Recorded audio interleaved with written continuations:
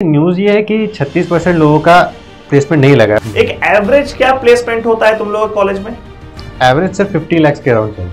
50 लाख रुपए का average CTC मिल रहा है एक स्टार्टिंग इंजीनियर को। पूरा 24 आवर्स का स्केड्यूल बताओ in a normal day at IIT.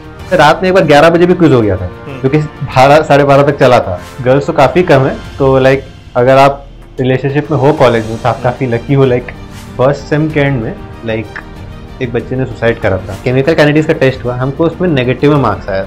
जो भी बुलिंग वाला बात है या मॉकिंग वाला बात है, थोड़ा उसको प्रॉपर्ली समझाओ ना, क्या हुआ और कैसे तुम उसको हैंडल किया। आपको जो जेई जर्नी होता है ना, वो आपके लाइफ लॉन्ग एक कॉन्फिडेंस का सोर्स होता है। आपको कुछ भी आपको लाइफ में आप उससे कॉन्फिडेंस ड्रॉ करते हो, तो इसलिए सिर्फ रिजल्ट को मत देखना, आप अपनी जर्नी को अच्छा करो। Fall in love with the process, not the result. Hello everyone, welcome back. आज इस पॉडकास्ट में हम लोगों के साथ बातचीत करने वाले Tanish Agarwal, all India rank 57 in JEE advance 2022 और अभी करेंटली वो आईआईटी बॉम्बे में कंप्यूटर साइंस परस्यू कर रहे हैं। हम लोग के देश का सबसे प्रेस्टिजियस कॉलेज और उसमें सबसे टॉप ब्रांच। आज इस पॉडकास्ट में वो अपनी जर्नी के बारे में बताएंगे, आईआईटी बॉम्बे के बारे में बहुत बात करेंगे। वो बताएंगे आईआईटी बॉम्बे इतना स्पेशल क्यों है, वहाँ क्या क्या चीज़ होता है जिससे आप लोगों को बहुत इंस्पिरेशन मिलेगा। और फिर वो बताएंगे कि अपने प्रिपरेशन के दौरान वो किन किन चैलेंजेस को फेस किए और किस तरीके से उन्होंने अपना ये मुकाम हासिल किया, जिसमें कि उनका ऑल इंडिया रैंक 57 तो है ही, साथ में क्लास 12 के बोर्ड एग्जाम में उनका परसेंटेज था 98.8%। तो आप सोच सकते हैं कि उनका एकेडमिक परफॉर्मेंस और एक्सेलेंस और अचीवमेंट किस लेवल पे है। तो चलिए बात करते हैं तनिष से। Tanish Agarwal, EIR 57, IIT Bombay computer science, क्या हाल चाल है? आजकल क्या चल रहा है? अच्छा हाल है सर। अभी तो हम लोग का सेकेंड ईयर खत्म हो गया है, तो अभी छुट्टी में आए हुए हैं। रांची में बहुत गर्मी है, मतलब बॉम्बे के लगभग कंपेरेबल, बस थोड़ा सा कम है, मतलब बहुत गर्मी है। और ये वाला सेकेंड ईयर हम लोग का बहुत टफ था, मतलब लाइक ज़्यादा कुछ इधर उधर घूमने फिरने गए ही नहीं, बस पढ़ते ही रह गए। तो लाइक ये जो होता है ना कि जेईई के बाद लाइफ चिल है, उतना भी सच नहीं है। सेकेंड ईयर थोड़ा टफ होता है। अच्छा, जैसे हम लोग के देश में करीब 5000 इंजीनियरिंग कॉलेजेस हैं और हर एक इंजीनियरिंग कॉलेज में ऑन एन एवरेज कम से कम 10 ब्रांच तो है, यानी कि कुल कॉम्बिनेशन देख लो तो बहुत ज्यादा बड़ा है कॉम्बिनेशन। इसमें सबसे ऊपर रैंक 1 में टॉप में आता है आईआईटी बॉम्बे या कंप्यूटर साइंस। यानी कोई भी बच्चा जो इंजीनियरिंग एंट्रेंस का प्रिपरेशन करने के लिए शुरुआत करता है, उसका सपना होता है कि उसको आईआईटी बॉम्बे कंप्यूटर साइंस मिल जाए। ऐसा क्या है आईआईटी बॉम्बे कंप्यूटर साइंस में कि पूरा दुनिया उसी के पीछे है? सर मेन बात है मेरे हिसाब से कि लाइक आप जब आईआईटी बॉम्बे कंप्यूटर साइंस में हो, आप देश के टॉप पॉइंट्स के साथ में हो और आपका जो पीयर नेटवर्क होता है वो बहुत मैटर करता है। लाइक अगर आप अपने आसपास बहुत ही हाई परफॉर्मिंग लोगों को देख रहे हो, तो आपका भी मन करेगा, आपको भी मोटिवेशन आएगा कि आपको भी हाई परफॉर्म करना है। तो मेन आई थिंक वो पीयर नेटवर्क का बहुत इंपॉर्टेंस है, और साथ ही साथ एलुमनाई नेटवर्क तो आईआईटी का शानदार है ही। अच्छा तनिष, ये जो रिसेंट न्यूज में हम लोग सोशल मीडिया में देखते हैं कि आईआईटी बॉम्बे में जो प्लेसमेंट्स हो रहा है उसमें कुछ परसेंटेज है स्टूडेंट को जॉब नहीं लगा है। ऑब्वियसली ये बहुत क्रिएटेड न्यूज रहता है, मेरे को भी पता है। और ऑब्वियसली आईआईटी में कोई बच्चा अगर पढ़ाई कर रहा है तो वो सबसे ज्यादा सिक्योर रहेगा प्लेसमेंट को लेकर के। बट ये जो न्यूज है ये एक सेंस ऑफ इनसिक्योरिटी क्रिएट कर सकता है फ्यूचर के एस्पिरेंट्स के मन में, या फ्यूचर में जो बच्चे आईआईटी जाना चाहते हैं। तो इसको थोड़ा क्लैरिफाई करो कि एक्चुअली क्या न्यूज है, ये जो न्यूज है जिसमें कि सब लोगों को जॉब नहीं लग रहा है, और इसमें रियलिटी क्या है? सर देखिए, न्यूज ये है कि 36% लोगों का प्लेसमेंट नहीं लगा है, पर एक्चुअली आईआईटी बॉम्बे इस पे ट्वीट भी किया था क्लैरिफाई करते हुए कि लाइक जो लोग जॉब सीख कर रहे हैं उनमें से सिर्फ 6% लोगों का नहीं लगा है। बाकी लोग जॉब सीख ही नहीं कर रहे, कोई हायर स्टडीज में जा रहा है, कोई स्टार्टअप करना चाह रहा है, कोई कुछ करना चाह रहा है, तो इसलिए वो लोग सीख ही नहीं कर रहे जॉब, उसको भी बस काउंट कर लिया गया है कि अनप्लेस्ड डेटा में। तो ऐसे तो गलत नहीं। सो बेसिकली तुम्हारा कहने का मतलब ये है कि जो लोग जॉब करना चाहते हैं उसमें ऑलमोस्ट सबको जॉब लग गया है, ठीक है। अब कोई अगर स्टूडेंट है जो जॉब करना ही नहीं चाहता है, या तो वो यूपीएससी का तैयारी करना चाहता है, वो कैट का प्रिपरेशन करना चाहता है, वो स्टार्टअप करना चाहता है, वो हायर स्टडीज के लिए फॉरेन जाना चाहता है, तो ऑब्वियसली उसको जब जॉब करना ही नहीं तो उसमें फिर वो परसेंटेज उस वजह से डिप किया है। बट इसमें मेरे को ऐसा लगता है एक थॉट प्रोसेस ये भी है कि आईआईटीज में बहुत कम पैकेजेस के जो कंपनीज होते हैं उनका एंट्री नहीं होता है। तो इसीलिए अगर वो सारे कंपनीज को एंट्री मिलने लग गया तब तो फिर हर एक बच्चे के पास 2-3 जॉब होगा, क्योंकि जो भी कंपनीज वहां पे आ रहे हैं वो तो हाई पैकेजेस दे रहे हैं। एक एवरेज क्या प्लेसमेंट होता है तुम लोग कॉलेज में? एवरेज सर 50 लाख के अराउंड चल रहा है। 50 लाख रुपए का एवरेज सीटीसी मिल रहा है एक स्टार्टिंग इंजीनियर को। ये तो बहुत ही गजब का फिगर है, जबकि ये वाला फिगर जो है वो सोशल मीडिया में नहीं प्रोपेगेट हो रहा है। वहां पे प्रोपेगेट क्या हो रहा है, इतने परसेंटेज स्टूडेंट को जॉब नहीं लग रहा है। तो मतलब 50 लाख रुपए के आसपास में एवरेज प्लेसमेंट है। और ये सारे ब्रांच का मिला के कि सिर्फ कंप्यूटर साइंस का है? ये सारे ब्रांचेस का मिला के। अच्छा, जितने ही ब्रांचेस सबका average placement is more than 50 lakhs. तो ये बहुत आउटस्टैंडिंग फिगर है ये तो। अच्छा, ये हम लोग सुन रहे हैं कि जॉब का जो मार्केट है ये उतना अच्छा भी नहीं चल रहा है, या कुछ ऐसा रिसेशन चलने का बात हो रहा है। तुम लोग क्योंकि कॉलेज में हो और तुम कंप्यूटर साइंस ब्रांच में भी हो, तुम लोग को बहुत प्रॉपरली जानकारी होगा कि क्या है ये रिसेशन का न्यूज और किस तरीके से जॉब मार्केट जो है वो ग्रो कर रहा है या किस तरीके से वो वेरी कर रहा है। थोड़ा सा इसको बताओ। रिसेशन तो सर चल रहा है। देखिए, जब कोविड था 2022 में तब पीक जॉब मार्केट था, ठीक है, पर अभी थोड़ा रिसेशन चल रहा है, क्योंकि लाइक हम लोग देख रहे हैं बहुत सारे ले ऑफ्स वगैरह भी हो रहे हैं। एटलासियन में ले ऑफ्स हो रहे हैं, गूगल में ले ऑफ्स हो रहे हैं, तो रिसेशन तो चल रहा है। तो अभी क्या है कि थोड़ा सा बार हाई सेट हो गया है कि अगर आपको अच्छा पैकेज चाहिए तो आपको थोड़ा अपने आप को और स्किल्ड करना पड़ेगा। बस। तो फ्यूचर क्या है टेक्नोलॉजी का? जैसे हम लोग जब पढ़ाई करते थे उस समय क्या सिनारियो तुमको बताते हैं कि computer science and engineering CSE और ईसी दोनों को एक ही लेवल पे ग्रेड किया जाता था उस समय। फिर जैसे समय बीता ईसी नीचे होने लग गया और सीएस ऊपर होने लग गया। इधर में एआई एमएल का भी बहुत न्यूज हो रहा है। तो टेक्नोलॉजी का क्या फ्यूचर है? बिकॉज तुम इंडिया के बेस्ट कॉलेज में हो और उसके बेस्ट ब्रांच में हो, तो तुम लोगों को जो भी स्पेकुलेशन दिखता होगा वो बहुत सटीक दिखता होगा। तो किस तरह का स्पेकुलेशन दिख रहा है, किस तरह का फ्यूचर दिख रहा है टेक्नोलॉजी का, वो थोड़ा बताओ। मेरे को लग रहा है सर वो एआईएमएल का जो अभी फील्ड है वो बहुत बूम कर रहा है। लाइक कुछ सालों पहले देखते हैं, लेकिन रिसेंट में देखे जैसे जब से चैट जीपीटी आया है ना, तब से बहुत बूम कर रहा है। तो आई थिंक एआईएमएल का फील्ड ग्रो करने वाला है और इंडिया भी जो है वो डिजिटाइजेशन की तरफ बढ़ता जा रहा है। तो आई थिंक इंडिया में अच्छे इंजीनियर्स की बहुत ज़रूरत है। अच्छे इंजीनियर्स की जरूरत है, और खास करके टेक्निकल फील्ड के अगर इंजीनियर्स रहें तो वो और अच्छा काम करेंगे।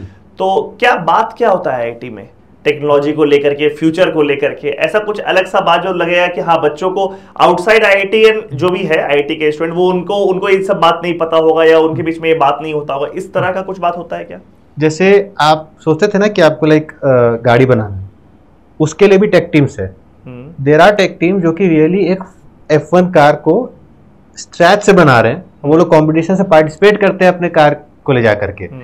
स्पेस के लिए टेक टीम्स हैं। आपको जिस भी फील्ड में इंटरेस्ट है, रोबोटिक्स, स्पेस हो गया, ऑटोमोबाइल, ये सब के लिए अलग अलग टेक टीम्स है, अलग अलग डिविजन है उसके। तो अगर आपको एक बार आप आईआईटी पहुंच जाते हो तो आप अपना इंटरेस्ट को अच्छे से परस्यू कर सकते हो। इवन सिर्फ ये टेक्निकली नहीं, स्पोर्ट्स के लिए भी इंटर आईआईटी हर साल होता है। इसमें बहुत सारे अच्छे अच्छे बच्चे पार्टिसिपेट करते हैं। कल्चरल इवेंट्स होते रहते हैं, मूड इंडिगो हो गया, और टेक्निकल फेस्ट तो हम लोग का टेक फेस्ट होता ही है। उसमें बहुत लोग अपने अपने लाइक बाहर कॉलेज से भी आते हैं। उसमें रोबोवॉर्स हम लोग सुने हैं, लाइव देखने का होता है। इसमें लिटरली बाहर से फॉरेन एंकर्स आते हैं।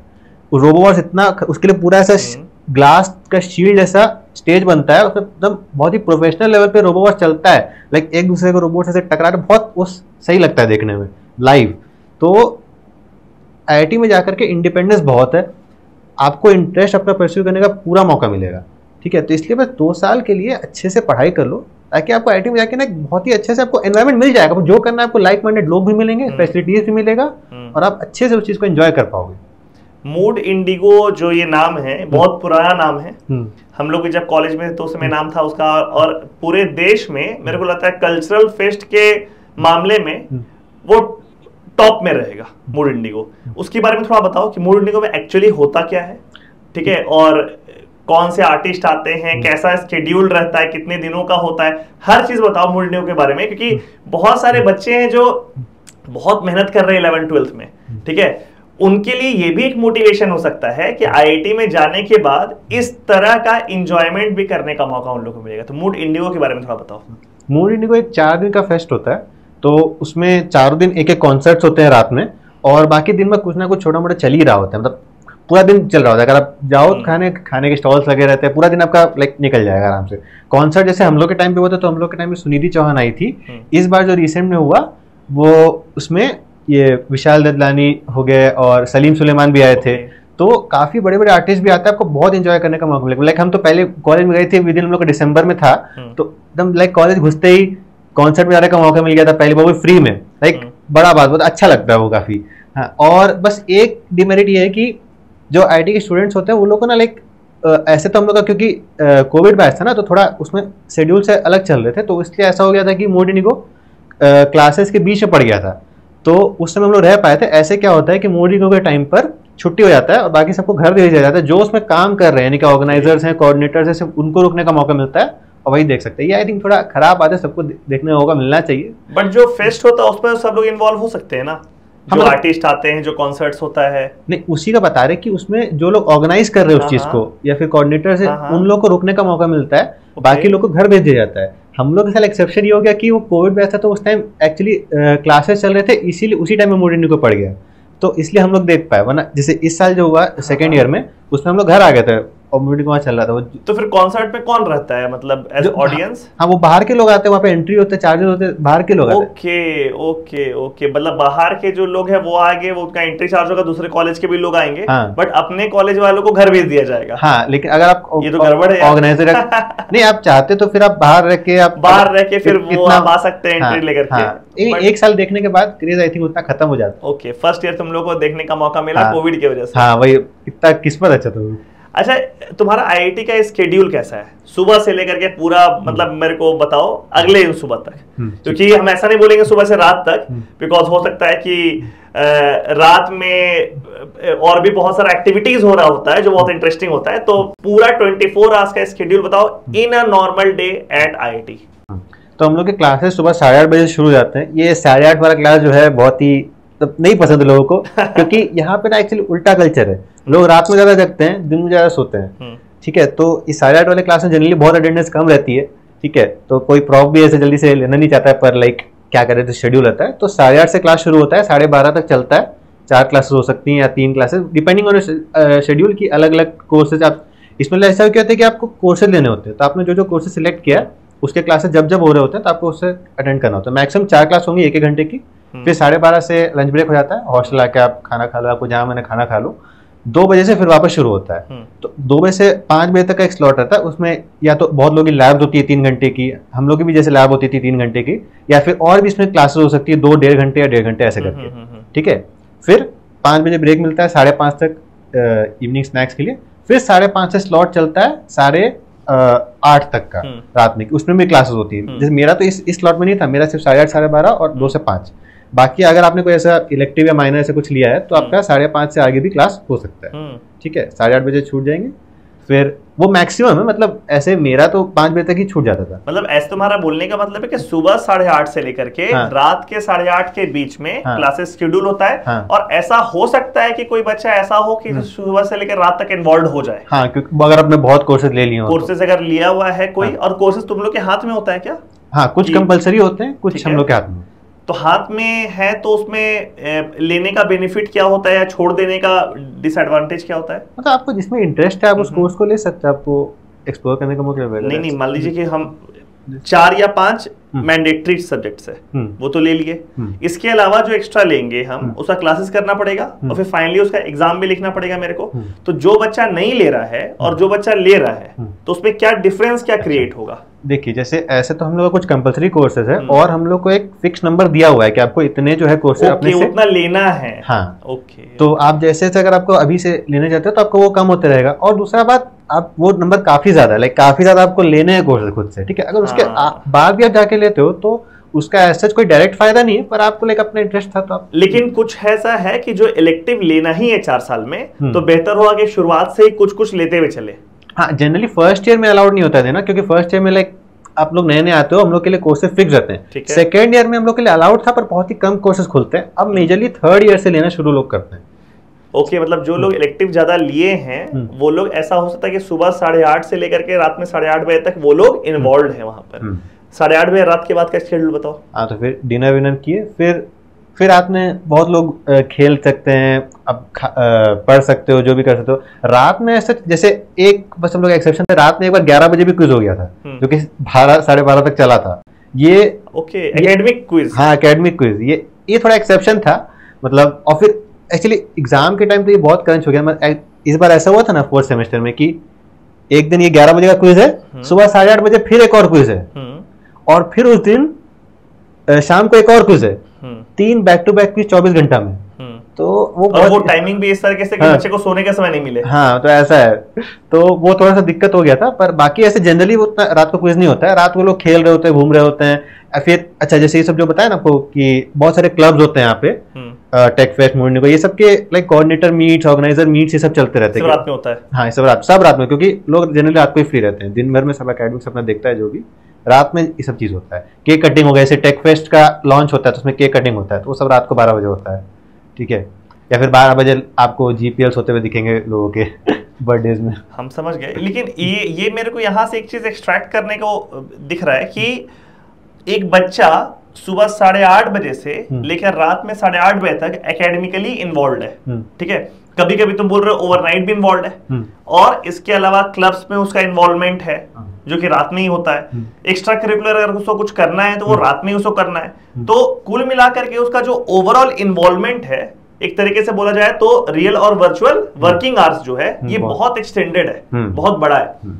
इसी वजह से किसी एक प्रॉपर आईआईटी का बच्चा जो होता है, वो जब कोई स्टार्टअप करता है या कहीं पर काम करने के लिए जाता है, तो वहां पर वो बाहर के दुनिया के पर्सपेक्टिव में बहुत मेहनत करता है, बट अपने पर्सपेक्टिव में वो बहुत नॉर्मल सा काम कर रहा है, बिकॉज वो 4 साल जिस शेड्यूल में रहा है वो खुद उतना इजी नहीं है। तुम यही वाला शेड्यूलर किसी और को बताओगे तो सुनने में बहुत ज्यादा हेक्टिक लग रहा है, बहुत हेक्टिक है ना, कि सुबह 8:30 बजे से क्लासेस शुरू है, फिर कभी क्लास है कभी नहीं है, और इलेक्टिव्स के हिसाब से रात तक क्लास चल रहा है, फिर एक्स्ट्रा करिकुलर है, क्लब्स है। अच्छा, आपका जैसे 5 बजे के बाद क्लास नहीं भी चल रहा है तो भी आपको सेल्फ स्टडी तो करना ही, और कोर्सेज ऐसा नहीं इजी होते हैं, इजी थोड़ी होता है। और इनफैक्ट आप थक गए, आप सो जाओगे थोड़ा सा, आप दोस्त लोग के साथ आपकी बात करने लगे, क्योंकि आपको पता है आईटी में लाइक फ्रेंडशिप भी तो बहुत इंपॉर्टेंट है, तब बात करने लगे, आपका टाइम वही चला जाता है, आपको बहुत हेक्टिक फील होगा। इसलिए ये जो 5:30 8:30 का भी जिसका बिजी हो रहा है, पूरा सोच लगा बहुत ज्यादा होता है, इतने कोर्स कोई लेता नहीं, ऑप्शन है, आप ले सकते।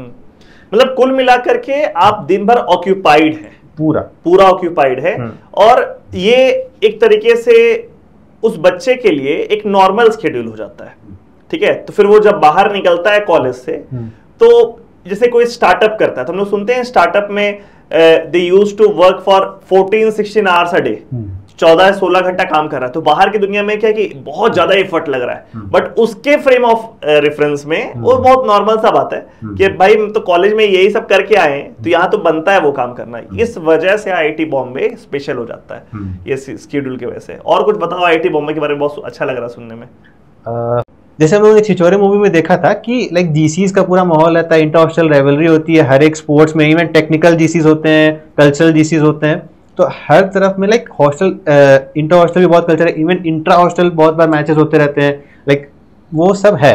और इसके अलावा जब जीसी का लॉन्च होता है ना, तो उसमें लाइक ऐसा होता है कि अटेंडेंस लगाने जाना होता है, जिस हॉस्टल से ज्यादा लोग आए हैं उस हॉस्टल को ज्यादा पॉइंट्स मिलता है। तो लाइक यहाँ के जो कोऑर्डिनेटर्स वगैरह होते हैं वो काफी लाइक क्रिएटिव तरीके ढूंढते हैं कि बच्चों को लेके जाए वहाँ पे कि अटेंडेंस ज्यादा मिलेगा, पॉइंट ज्यादा मिले। हाँ, तो ये एक चीज है स्पोर्ट्स के बारे में। और बाकी बहुत सारे, अच्छा इवन ये इंटर डिपार्टमेंट, जैसे कि कंप्यूटर साइंस का अलग लाइक कोई टूर्नामेंट चल रहा है, इलेक्ट्रिकल का अलग चल रहा है, इवन इंटर डिपार्टमेंट, मतलब बहुत जो है स्पोर्ट्स के लिए, कल्चर के लिए, सब चीज के लिए आपका बहुत कॉम्पिटिशन है। आपको अगर इंटरेस्ट आ रहा है तो आप पूरा परस्यू कर सकते हो। इवन वर्कशॉप्स होते हैं, लाइक जैसे डांस वगैरह के काफी वर्कशॉप भी होते हैं, तो आपको अगर सीखना है वो तो आप सीख भी सकते हो। अब हम लोग क्या करते हैं ना, आईआईटी बॉम्बे को 2 अलग अलग पर्सपेक्टिव से देखते हैं।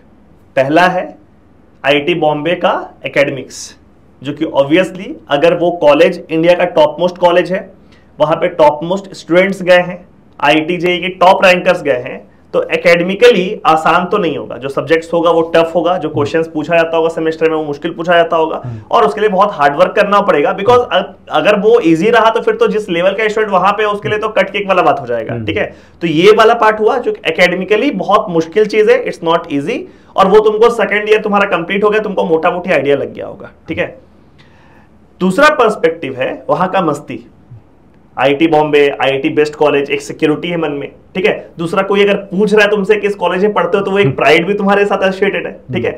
बहुत सारा बात है, आईआईटी में पढ़ने का एक अलग मजा है, ठीक है। दोस्ती यारी, इंजीनियरिंग कॉलेज, जैसे तुम अभी ऑफ कैमरा मेरे को बता रहे थे कि रात में 3-3 बजे तक बहुत सारा आउटलेट्स खुला रहता है, फूड आउटलेट्स खुला रहता है, तो हम लोग रात में 12-1 बजे निकल जाते हैं और मस्ती करते हैं। वो एक अलग लाइफ है, कल्चरल फेस्ट हो रहा है, ये है वो है, ठीक है, मौज मस्ती चल रहा है, लाइफ अच्छा चल रहा है, ठीक है, बाहर की दुनिया में बहुत इज्जत है उस चीज का। तो ये पहला वाला जो बात है एकेडमिकली, उस वजह से बच्चे को लगता है कि जल्दी से कॉलेज खत्म हो, और दूसरा वाला जो बात है उसमें लगता है कि ये चलता रहे, मौज मस्ती चलता रहे। तो ये दोनों को थोड़ा कंपेयर करो और बताओ कि किस तरीके से एक दूसरे को मैनेज किया जाता है और कौन सा पार्ट ज्यादा हावी है। देखिए यहाँ पर जो है हर किसी को लाइक एकेडमिक्स का टेंशन है। लोग ऐसा नहीं है कि लोग पूरा चिल एकदम एकेडमिक्स अपना बर्बाद कर देते हैं, बस ये कि ये चीज जो है ज्यादा प्रेवलेंट हो जाता है जब हम लोग का mid semester exams end semester exams होता है। उस टाइम पे क्या होता है, लाइक लेक्चर वाले से बंद रहते हैं हम लोग के, और उस टाइम खोल दिए जाते हैं कि लाइक अगर लाइक जैसे सेल्फ स्टडी करने के लिए, क्योंकि लाइब्रेरी थोड़ा कम पड़ जाता है उसमें लोग रात रात भर स्टडी कर रहे हैं, ऑल नाइटर्स लोग मार रहे होते हैं। हाँ, बाकी सेमेस्टर चिल रहता है, थोड़ा माहौल उतना एकेडमिक्स बाकी सेमेस्टर नहीं फील होता है, एग्जाम्स के टाइम ज्यादा फील होता है। अच्छा, इसके अलावा ये जो दोनों को मैनेज करने वाला बात है, ये आपके ऊपर थोड़ा सा है, आपको मैनेज करना पड़ेगा। आप बहुत ज्यादा चीजों में इन्वॉल्व नहीं हो सकते, यहाँ पे आपको सिलेक्ट करना पड़ेगा कि आपकी प्रायोरिटीज क्या है और आपको उस हिसाब से इन्वॉल्वमेंट दिखानी पड़ेगी। जैसे फर्स्ट ईयर थोड़ा सा इजी होता है, तो फर्स्ट ईयर आप मेनली इंजॉयमेंट कर रहे हो तो पूरा फर्स्ट ईयर पार्टिसिपेट करो, एक्सप्लोर कर लो। सेकेंड ईयर में थोड़ा एकेडमिक टफ हो जाता है, तो you need to focus on that. Ragging क्या क्या सीन है आईआईटी में? मतलब रैगिंग हम लोग के टाइम पर तो सुनते थे कि थोड़ा बहुत हो रहा है, मतलब किसी आईआईटी में तो खैर बहुत ज्यादा हो जाया करता था। अभी क्या सीन है रैगिंग का? मतलब सीनियर्स का इंटरेक्शन के बारे में थोड़ा बताओ। क्या शुरू में इंट्रो भी हुआ था, और इंट्रो हुआ तो किस लेवल का ब्रूटल हुआ था, और फिर आगे चल कर किस तरह का रिलेशन रहा सीनियर्स के साथ? यहाँ पे रैगिंग बिल्कुल नहीं होता है, सीनियर्स बहुत हेल्पफुल हैं। लाइक जैसे हम लोग शुरुआत में गए भी थे ना, तो हम लोग एक ISMP मेंटर असाइन होता है, जो कि कुछ नहीं बस 4th-5th ईयर के स्टूडेंट्स ही होते हैं। वो लाइक हम लोग गाइड करने के लिए इन जनरल जो भी हम लोग का प्रॉब्लम वगैरह आ रहा है, आपको कुछ पूछना है कि लाइक ये वाला प्रोसेस कैसे होता है, ये वो, ठीक है, तो उसके लिए एक मेंटर असाइन किया गया था। और इन जनरल भी सीनियर्स काफ़ी यहाँ पे हेल्पफुल है। आप इनफैक्ट सीनियर से बहुत कुछ सीखते हो, आपको किसी चीज़ में गाइडेंस चाहिए, आप उस फील्ड में अच्छा जो सीनियर कर रहा है उसके पास जाओ, और उसके बाद आप पूछ सकते हो कि आपको क्या करना है। सीनियर्स बहुत हेल्पफुल है, यहाँ पे रैगिंग एकदम नहीं होता। अच्छा, ये बताओ, जैसे आईआईटी में हम लोग सुनते हैं कि गर्ल्स का जो परसेंटेज है वो कम रहता है ना, एज सच अपॉर्चुनिटीज कम है लड़का लोग के पास, तो इसके बारे में थोड़ा बताओ क्या है वहाँ पे? हाँ सर, लाइक गर्ल्स तो काफ़ी कम है, तो लाइक अगर आप रिलेशनशिप में हो कॉलेज में तो आप काफ़ी लकी हो। लाइक हम नहीं, मतलब जिसके लिए तुम हाँ, हम नहीं ऑब्वियसली बाकी लोग जो जिनकी भी गर्लफ्रेंड्स है वो काफ़ी लकी है, क्योंकि लड़के के पास काफ़ी ऑप्शंस हैं पर लड़कों के पास थोड़े नहीं है ऑप्शन। नहीं तो अगर मान लो आईआईटी से बाहर तुम अगर मौका देखो तो आईआईटी का टी-शर्ट पहन के निकल जाओ बॉम्बे में, तो वहां पे तुमको अपॉर्चुनिटी मिल सकता है। ठीक है, तब उतना टाइम ही कहाँ रहता है, पढ़ते ही रहते हैं। अच्छा, 2 साल हो गया तुमको आईआईटी में, कोई एक ऐसा इवेंट बताओ जो सबसे शॉकिंग रहा हो। फर्स्ट सेम के एंड में लाइक एक बच्चे ने सुसाइड करा था। अच्छा, तो हमारी हॉस्टल से करा था एक्चुअली। अच्छा, मतलब था ये सीन कैसे, हम लोग हॉस्टल 16 में थे। 16 के 3 विंग्स होते हैं, A B C। C में गर्ल्स रहती हैं और A B में बॉयज़ रहते हैं, ठीक है। हम A विंग में थे, और तीनों हॉस्टल्स के 7th फ्लोर पे लाइक एक बालकनी जैसा है, ठीक है, वहाँ पे मतलब बालकनी ऐसा बना हुआ है, रेफ्यूज एरिया बोलते हैं उसको। तो फर्स्ट सेम का एग्ज़ाम्स खत्म हो गया था, एंड सेमेस्टर एग्ज़ाम्स खत्म हो गया था। उस समय हम तो नहा रहे थे, नहा के जस्ट हम आए ही थे रूम में, हमको फ़ोन आता है कि कोई कूद गया है। हम किस फ्लोर से? 7th फ्लोर से, B विंग के 7th फ्लोर से कोई कूद, 7th फ्लोर से कोई जंप कर गया। हाँ, हमको यूँ आता है, हम ऐसे ही भागे भागे जाते हैं, मतलब तोले लपेट के तुरंत कि क्या हुआ। मेरे को तो नहीं दिखा कि हम A विंग में थे, पर एक्चुअली चीज़ हुआ था। हम लाइक फिर चेंज करके नीचे गए, पता देखे तो हाँ ऐसा हुआ था। और लाइक पुलिस आई थी, एम्बुलेंस वगैरह आई हुई थी। तो और मेरे कुछ दोस्तों ने इनफैक्ट उसको लाइव देखा था, मतलब वो नीचे ही कुछ काम से थे और उनको दिखा गिरते हुए। अच्छा। तो वो काफ़ी शॉकिंग था। कहा जाता है कि वो SC/ST का था, उसको कुछ कास्ट बेस्ड डिस्क्रिमिनेशन हुआ था, कहा जाता है ऐसा, पर इंस्टीट्यूट ऐसा कहता है कि ऐसा नहीं हुआ था। हमको तो एग्जैक्टली नहीं पता कि वो मेरा दोस्त था नहीं, पर जो उनके दोस्त हैं उनको पता होगा कि क्या हुआ। पर ये बहुत ही शॉकिंग था, लाइक कि अगर आप IIT बॉम्बे में पहुंच भी गए फिर भी आप सुसाइड कर। नहीं तो ये देखो, ये it's not about place and achievement, it's about mental state. जिस समय हम भी BIT में थे ना, मेरे को याद है 2nd ईयर का बात है, 4th सेमेस्टर का, और हम लोगों के हॉस्टल में एक स्टूडेंट वो पाया गया था, मतलब फैन से हैंग करते हुए, और हम लोग वो चीज़ देखे भी थे, मतलब जिस समय रूम खुला था और वो चीज़ देखे भी थे।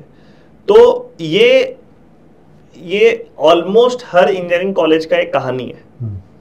प्री इंजीनियरिंग में भी ये कहानी है और इंजीनियरिंग कॉलेज में भी ये कहानी है। और इस चीज को हम लोग इसलिए जज नहीं कर सकते हैं क्योंकि हम लोग को एग्जैक्टली पता भी नहीं है कि वो इंसान किस मेंटल स्टेट में है। जरूरी नहीं है कि जिस रीजन को हम लोग देख रहे हैं उसके डिप्रेशन का या कुछ वो एग्जैक्ट रीजन हो सकता है कुछ और बात हो।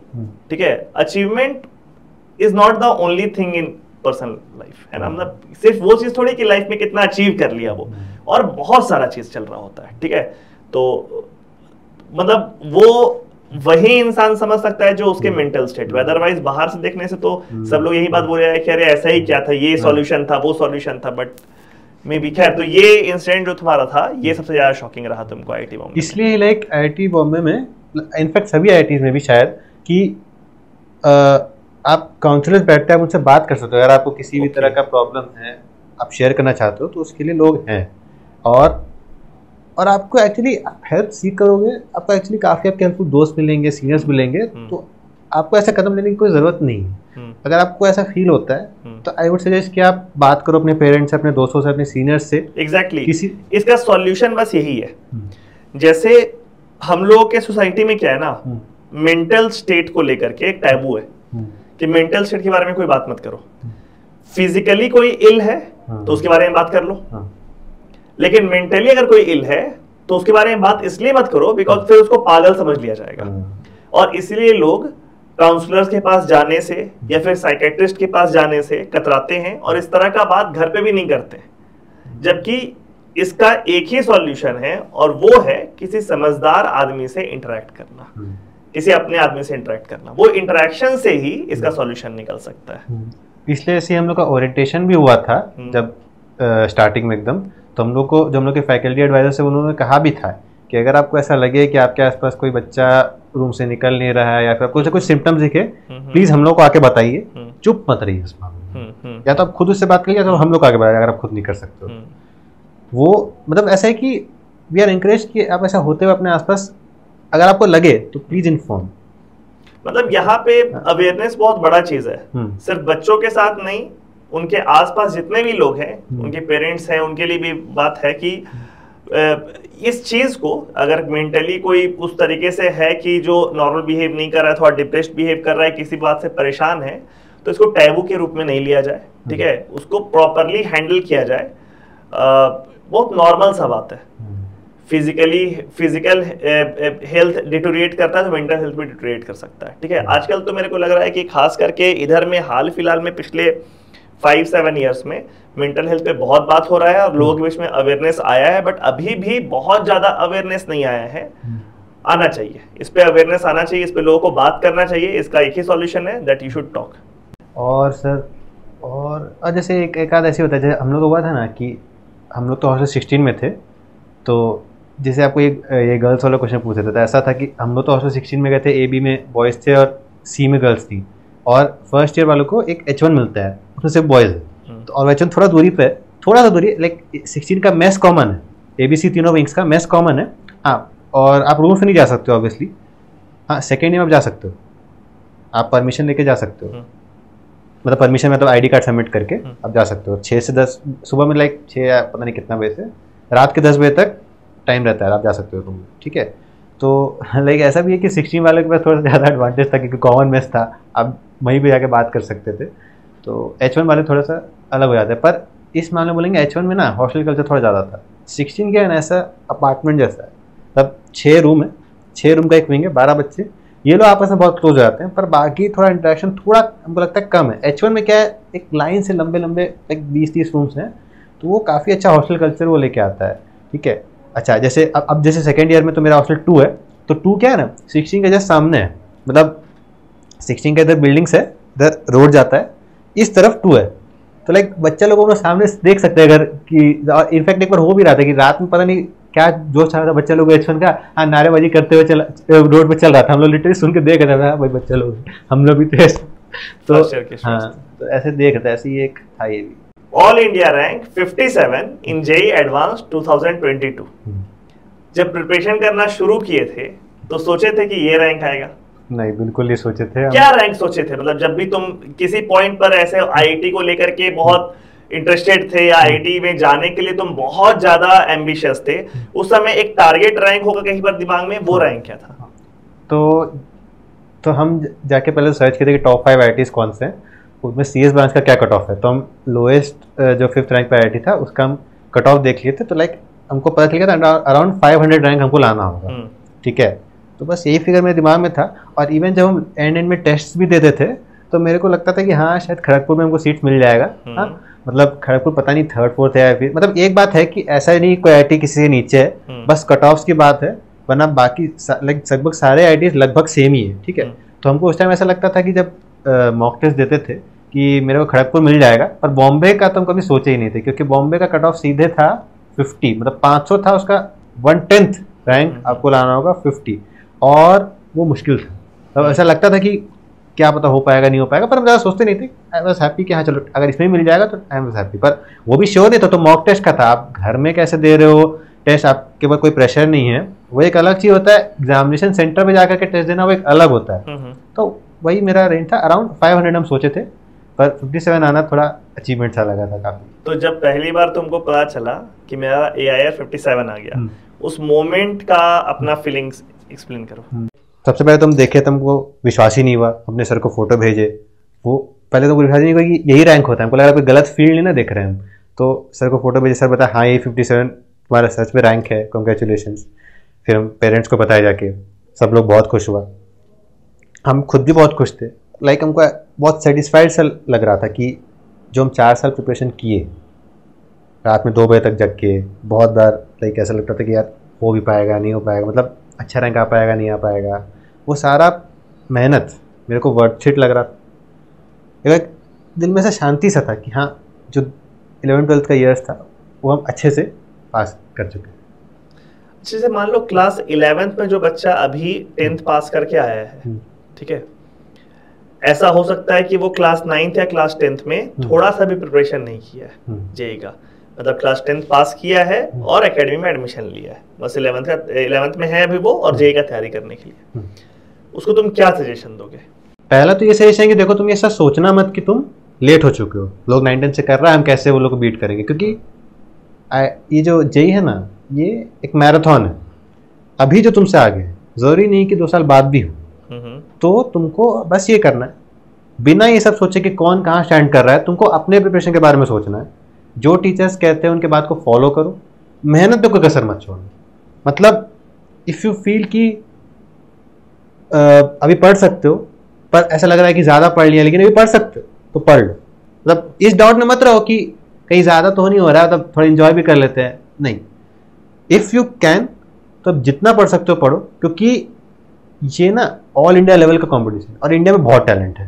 ठीक है, लोग आपसे कहीं ज़्यादा पढ़ रहे होते हैं, तो आपको भी उतनी मेहनत डालनी होगी। तो आप 11th 12th में बस एकदम टीचर्स की बात सुनना, नोट्स अपने अच्छे से बनाना और प्रैक्टिस करते रहना, रिवीजन करते रहना। रिवीजन का खास इंपॉर्टेंस है, लाइक ये हम भी थोड़ा सा 11th में रिवीजन नहीं किए थे, हमको 12th में जाके ये चीज़ फील हुआ था। रिवीजन का खास इंपॉर्टेंट, आपको रिवाइज भी करते रहना है और आपको अच्छे से, मतलब बेसिकली आप टीचर्स का बात सुनो, आपको कोई भी प्रॉब्लम है आप उनसे डिस्कस करो, आप उनकी स्ट्रैटेजी उनके साथ बना सकते हो। अगर आपका कोई जैसे बैकलॉग है तो आप उनसे आके बात करो कि उनको कैसे कवर करें, क्या करें, या फिर जैसे इस चैप्टर को पहले करें, इस चैप्टर का क्या क्या प्री रिक्विजिट टॉपिक जो आगे के चैप्टर्स में आएगा इनको हम पहले पढ़ लें, ऐसा सब जो बात है आप टीचर्स आके डिस्कस करो और एकदम मेहनत करो अच्छे से। ऐसा समझ लो कि 2 साल आपको बस तपस्या करनी है। अच्छा, क्लास 12th में जो बच्चे हैं अभी, उसमें से बहुत सारे बच्चे ऐसे हैं जिनका क्लास 11th बहुत आइडियली नहीं बीता है, मतलब क्लास 11th के टॉपिक्स को लेकर के वो कॉन्फिडेंस नहीं है। कई बार क्या होता है ना कि इग्नोरेंस के वजह से क्लास 11th निकल जाता है कि ठीक है ना, हो जाएगा हो जाएगा, प्रोक्रेस्टिनेशन हो रहा है, इग्नोरेंस भी है कि शायद इतना मुश्किल है, उनको आइडिया भी नहीं था, और करते करते 11th निकल गया। अभी 12th में वो सीरियस है और आगे भी सीरियस रहेंगे, ठीक है, जो शेड्यूल बताया जाएगा उसको फॉलो करने के लिए भी तैयार है, but back of the mind उनका चल रहा है कि 11th तो गड़बड़ा गया, ठीक है। वैसे बच्चों के लिए तुम्हारे पास क्या सजेशन है? मेरा खुद, हम 11th अच्छे से बिताए थे, अच्छे से मॉड्यूल सॉल्व किए थे, सब कुछ किए थे, टेस्ट वेस्ट भी दिए थे, उस टाइम टेस्ट में देते थे नंबर भी ठीक आता था। 12th में आके एक चैप्टर था केमिकल काइनेटिक्स, लाइक हम बता रहे थे कि रिविजन थोड़ा सा 11th में मेरा लैकिंग था, तो केमिकल काइनेटिक्स का टेस्ट हुआ, हमको उसमें नेगेटिव में मार्क्स आया था। केमिकल काइनेटिक्स का क्विज में तुमको नेगेटिव मार्क्स आया था। अच्छा, तो अगर आप लोग ऐसा सोचते हो कि 11th हमने वेस्ट हो गया है, तो आप मेरा देख, मेरा तो वेस्ट ही हो गया था ना, तो इस तरह से मतलब हमको भी कुछ खास कॉन्फिडेंस था नहीं। क्यों? मेरा तो लैक ऑफ रिविजन था। अगर आप इग्नोरेंस की वजह से भी नहीं पढ़े हो, तो ऐसा बहुत लोग होता है जिन लोगों का 11 अच्छे से नहीं बीतता है। पर इसका मतलब ये थोड़ी है कि आप पहले से ही अपने सेल्फ रिजेक्ट मत करो ना। अगर आपको ऐसा लगता है आपका नहीं होगा, तो आपको बाद में पता चल ही जाएगा आपको नहीं होगा। अभी से क्यों रिजेक्ट करें? अभी तो आपके पास मेहनत करने का अपॉर्चुनिटी है, तो आप मेहनत करो ना, और आपके पास इनफ टाइम मिलेगा आपको। ठीक है, आप अभी बस इतना कर लेना कि जो 12th के टॉपिक्स है उसको अच्छे से कर लेना, और टाइम अगर बीच बीच में निकाल के आपको हो सकता है थोड़ा सा आपको और अपने वर्किंग आवर्स को थोड़ा सा बढ़ाना पड़ेगा, आपको थोड़ा लाइक स्ट्रिक्ट होना पड़ेगा, पर आपको बीच में टाइम निकाल के अपने बैकलॉग्स को कवर करते रहना है। और अभी भी पूरा पॉसिबिलिटी है कि आप अच्छा कर सकते हो, इस चीज़ को हैम्पर मत करने दो। But on the first day जो लोग 11th में है वो लोग के लिए एडवाइस है कि काफ़ी आप लोग सुन चुके होंगे कि लोगों का 11th बर्बाद हो जाता है। प्लीज़ इस चीज़ का ध्यान रखना, 11th क्लास थोड़ा अलग है। तो जेईई एडवांस में तुमको 57 ऑल इंडिया रैंक था ही, साथ में तुमको क्लास 12 बोर्ड में 98.8% था। मतलब 500 नंबर में तुम्हारा कुल 6 नंबर कटा है। ठीक है, 494 तुमको आया है, तभी इतना परसेंट है। उसके बारे में थोड़ा बताओ कि बोर्ड एग्जाम में इतना परसेंट कैसे आता है। मतलब हम लोग सुनते हैं कि भाई आईआईटी की तरफ अगर कोई इंक्लाइंड है तो उसका बोर्ड थोड़ा बहुत कॉम्प्रोमाइज हो जाएगा, या वाइस वर्सा, बट तुम्हारा दोनों ही साइड परफेक्ट रहा। और बोर्ड एग्जाम का जो परसेंटेज है, झारखंड में तुम शायद सेकंड टॉपर थे, 98.8%। तो उसका क्या प्लान था बोर्ड एग्जाम के लिए, एक्सक्लूसिवली क्या किया और कब किए? ये 12th क्लास के बच्चे जो है उनके लिए मोटिवेशन रहेगा कि आप आईआईटी जेईई के साथ साथ बोर्ड एग्जाम में दोनों में एकदम बिल्कुल बेस्ट कर सकते हो। ठीक है, तो अभी हम लोग 57 में वापस आएंगे, बट थोड़ा सा बोर्ड एग्जाम का 98.8 के बारे में बात करो। बोर्ड में जो आपका लाइक 5 सब्जेक्ट्स होते हैं, फिजिक्स, केमिस्ट्री, मैथ्स, इंग्लिश, और आप जो 5th लेते हो वो, तो मेरा 5th था कंप्यूटर साइंस। तो कंप्यूटर साइंस खत्म क्या की थी कि हम लोग का स्कूल से ऑनलाइन क्लास होता था, उसका क्लास हम करते थे। ठीक है, क्योंकि वो हमको ठीक लगता था, और वो हम बस रोज 1 घंटा देना होता था, वो ज़्यादा टाइम नहीं था, तो हम करते थे उसका क्लास। ठीक है, तो ऐसे आप जो 5th सब्जेक्ट आप लोग जैसे पीएचई वगैरह लिए हो वो तो आप संभाल लोगे। बाकी मेन 3 पे आते हैं, फिजिक्स, केमिस्ट्री, मैथ्स। इसके लिए आपको बोर्ड के लिए कुछ खास अलग से करने की जरूरत है नहीं। मतलब हम क्या कहते हैं, हम तो साल भर सिर्फ जेईई का पढ़ते थे। बोर्ड के टाइम पे जो गैप्स होता है ना एग्जाम्स में, हाँ, 2 एग्जाम के बीच का जो गैप होता है, उसमें बस एनसीईआरटी अच्छे से पढ़ लिया, तो उसका बैक क्वेश्चंस कर लो, थोड़ा बहुत सैंपल पेपर देख लो, और ये देख लो कि आंसर लिखा कैसे जाता है। क्योंकि हम लोग अभी तो ऑब्जेक्टिव करने के फेज में लाइक आदत में होते हैं, तो थोड़ा सब्जेक्टिव आंसर कैसे लिखा जाता है बस आप उसको देख लो एक बार। आपका अगर जेईई का प्रिपरेशन अच्छा है, आपका बोर्ड ना लाइक आपके लिए केक वॉक होगा। आपको बहुत सारी चीज़ें पहले से पता होगी। इनफैक्ट आप बोर्ड के चक्कर में अगर एनसीईआरटी पढ़ लोगे ना, वो आपको जेईई में भी हेल्प करेगा। केमिस्ट्री का तो खास करके एनसीईआरटी पढ़ना ही होता है जेईई के लिए, तो आपको काफ़ी हेल्प करेगा। हाँ, बाकी आपको ये फिजिक्स मैथ में कोई टेंशन नहीं है, थोड़े बहुत लाइक तब बस आपको सब्जेक्टिव लिखना सीख लेना है। वो आप आराम से एग्जाम के गैप में, या हो सके 2 हफ्ता 3 हफ्ता पहले, मैक्सिमम 1 महीना पहले आप वो कर सकते हो। अलग से ऐसा कुछ नहीं होता है कि अलग, क्योंकि अलग चीज थोड़ी पढ़ रहे हैं, पढ़ तो सेम ही चीज रहे हैं, सब कुछ सेम है। क्यों इतना हुआ बंदा तक समझ नहीं था। अच्छा, इंग्लिश के लिए क्या है, उसके लिए 1 महीना पहले प्रिपरेशन शुरू किए थे। यूट्यूब पे बहुत चैनल्स है। क्या करना है, लिटरेचर के लिए हर एक चैप्टर का पहले तो हम समरी देख लिए, इसको एक बार रीडिंग लगा लिए, कुछ को लोग क्वेश्चन भी करवाते हैं, प्रैक्टिस क्वेश्चन, तो वो सब देख लिए अच्छे से। और ग्रामर का पोर्शन के लिए वीडियोस रहते हैं कि लेटर वेटर में देखो ऐसे फॉर्मेट रहता है, ये सब लिखना होता है। ठीक है, तो वो सब देख लिए और वो हो गया। इंग्लिश के लिए उतना काफ़ी है, और फिजिक्स, केमिस्ट्री, मैथ्स का हम बता ही दिए। और 5th सब्जेक्ट का आप लोग देख सकते हो, वो जनरली ईजी होता है। आप लोग, या फिर आप 5th सब्जेक्ट के लिए अगर आपको स्कूल के अच्छे, अच्छा ये भी है कि अगर आपको स्कूल में अच्छा क्लास हो रहा है, आपको किसी सब्जेक्ट का अच्छा लग रहा है, तो फिर आप उसको कर सकते हो, लाइक स्पेशली 5th सब्जेक्ट के लिए। क्योंकि उसके लिए आपको जनरली आप कोई और रिसोर्स एंड में ढूंढने जाओगे। अगर आपको अभी अच्छा लग रहा है तो आप अभी से करते चलो ना, रोज का थोड़ा थोड़ा टाइम देना है आपको, वो चलेगा। ठीक है, मतलब मेरे को ऐसा लगता है कि जैसे जेईई मेन का एग्जाम जनवरी एंड में होता है, और बोर्ड एग्जाम शुरू होता है फेब एंड में, फेब एंड 20 फरवरी के आसपास होता है। तो जनवरी वाला जो जेईई मेन है, उस समय तक बच्चा बोर्ड एग्जाम के बारे में कुछ भी नहीं सोचे और अपना जेईई पे फोकस करे। एक बार वो जेईई मेन कंप्लीट हो जाए, फिर वो उसके पास जो 20-25 दिन का टाइम मिला वो, और फिर बोर्ड एग्जाम में एग्जाम्स के बीच का जो गैप मिला वो, उसमें वो बोर्ड एग्जाम एक्सक्लूसिव बात करे, जिसमें कि फिजिक्स, केमिस्ट्री, मैथ्स में तुम बोल रहे हो कि बहुत ज्यादा टेंशन लेने का जरूरत नहीं है, और केमिस्ट्री में थोड़ा एनसीईआरटी देखने का जरूरत है एक्स्ट्रा, और उसके अलावा तीनों सब्जेक्ट में आपको ये देखना है कि एग्जाम में सब्जेक्टिव पेपर आएगा, थ्योरेटिकल पेपर आएगा, तो आंसर्स लिखा कैसे जाता है वो आप देख सकते हैं। लास्ट ईयर या लास्ट ईयर का जो पेपर्स हुआ है उसका जो सॉल्यूशन या ओवरऑल टॉपर्स आंसर शीट जो आता है, टॉपर्स आंसर शीट जो होता है उसको आप देख सकते हैं। बिल्कुल सही बात है, टॉपर्स आंसर शीट देखिए, वो हर जगह अवेलेबल था, बहुत सारा बुक पब्लिकेशन में भी आता है और ऑनलाइन भी अवेलेबल है। तो उसको आप देखें किस तरीके से आंसर लिखा हुआ है, सो कि फुल मार्क्स मिल जाए आपको और उस पर खाली काम किया जाए तो हो जाएगा। इंग्लिश के लिए आप ऑनलाइन में देख सकते हैं, यूट्यूब वगैरह पे आपको मिल जाएगा इंग्लिश के लिए। और जो 5th सब्जेक्ट है वो भी ऐसा बहुत मुश्किल नहीं होता है, वो आदमी थोड़ा बहुत अगर स्कूल का गाइडेंस ले ले या थोड़ा ऑनलाइन गाइडेंस ले ले तो आराम से कंफर्टेबली कर सकता है। ठीक है, तो 98.8 तो बहुत एक्सेप्शनल है, लेकिन मेरे को लगता है कि ये सारा चीज को अगर कोई बच्चा फॉलो करे तो कंफर्टेबली 90% तो क्रॉस कर जाएगा वो, और उधर जेई में भी वो अच्छा परफॉर्म कर पाएगा। अच्छा, तुम रेगुलरली स्कूल जाते थे क्या? नहीं, हम लोग का 11th तो पूरा घर से बीता है, 12th भी लाइक आधा घर से ही बीता था। सेकेंड हाफ हम लोग का स्कूल होता था, तो हाँ उसमें रेगुलर जाते थे, क्योंकि एक्चुअली हम लोग के प्रैक्टिकल्स वगैरह होते तो जाना कंपलसरी होता था। तो वहाँ भी लाइक ऐसा है कि अगर आपको चांस मिले तो आप अपना, लाइक आपको लग रहा है क्लास में टाइम वेस्ट हो रहा है अगर, तो आप अपना कोचिंग का काम कर सकते हो, अपना पढ़ाई कर सकते हो। ठीक है, पर हम इस बात को बोलेंगे कि ऐसा आपको लड़ाई नहीं कर लेना है। अगर कोई टीचर इस बात के लिए कंफर्टेबल नहीं है कि आप क्लास पे उसके बाद पे ध्यान नहीं दे रहे हो, उस क्लास को सुन लेना। ठीक है, आपको कुछ रिविजन, आप समझ लो रिविजन हो रहा है। ठीक है, अगर कोई कंफर्टेबल है तो आप आराम से अपना काम कर लीजिए उसमें। ठीक है, बस स्कूल के भी टाइम को ऐसा, अच्छा उसमें फ्री पीरियड मिलता है ये वो, रादर देन बात करने के, लाइक टाइम वेस्ट करने के, आप उस समय अपना पढ़ सकते हो। तो स्कूल के टाइम को भी आपको ऐसे यूटिलाइज करना पड़ेगा। ठीक है, पर इसका मतलब हम फिर बोल रहे हैं लड़ाई नहीं करना है। ठीक है, क्योंकि इंटरनल के मार्क्स थोड़े मैटर करते हैं, तो आपको सबसे बना के रखना है। ठीक है, और ऐसा मतलब देखिए, अब जैसे ये है कि आप, अगर आपको स्कूल इतना स्ट्रिक्ट है तो आप थोड़ा कम जाओ स्कूल, थोड़ा एब्सेंट में मार दो।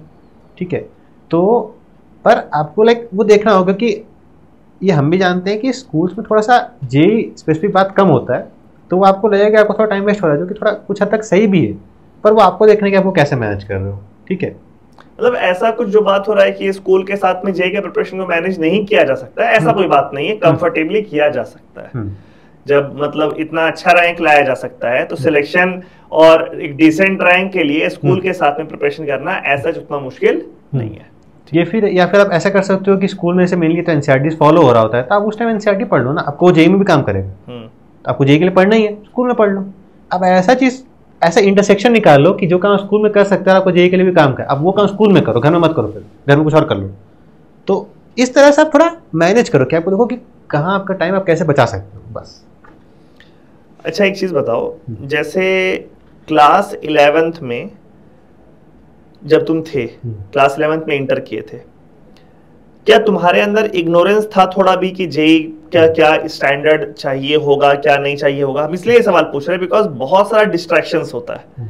ठीक है, अगर थोड़ा भी इग्नोरेंस हो या थोड़ा भी सीरियसनेस कम हो तो डिस्ट्रैक्शन की तरफ जाने का टेंडेंसी बहुत हाई रहता है बच्चे में। आज के दिन में बहुत डिस्ट्रैक्शंस है, सोशल मीडिया एक बहुत बड़ा डिस्ट्रैक्शन है। ठीक है, रील्स है, यूट्यूब शॉर्ट्स है। ठीक है, इसके अलावा बहुत सारा और चीज है, मोबाइल पे गेम्स है। ठीक है, फोमो है बहुत सारे लोगों को, कोई किसी चीज के बारे में बात कर रहा है, आपको उसके बारे में अगर जानकारी नहीं तो आपको फोमो हो जाएगा, फिर आप उसमें टाइम देने लग जाएंगे। तो ये सारा डिस्ट्रैक्शन तो तुम्हारे टाइम पर भी होगा।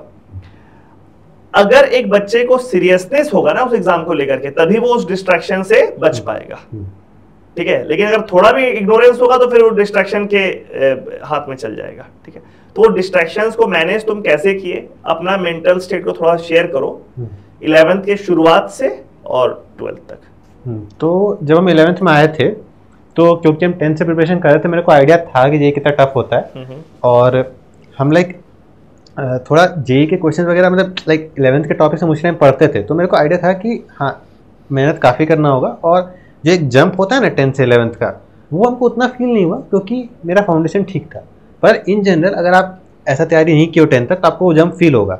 ठीक है, एक तो सिलेबस बहुत टफ है, ऊपर से डिस्ट्रैक्शन बहुत ज़्यादा। अगर आप नहीं संभालते हो खुद को तो आपका क्लास में वेस्ट होने का बहुत प्रॉबिलिटी है। तो आपको आपको याद रखना है कि जेई में कॉम्पिटिशन बहुत है, इसलिए आपके इतने लोग आपको कह चुके हैं कि 11th क्लास थोड़ी अलग है, टफ है, तो आपको उस पर ध्यान देना है। और बात है डिस्ट्रैक्शंस की, best way to overcome them is कि उसको अपने से दूर रखो। पढ़ रहे हो, फोन को दूसरे को कमरे में रख दो, ठीक है।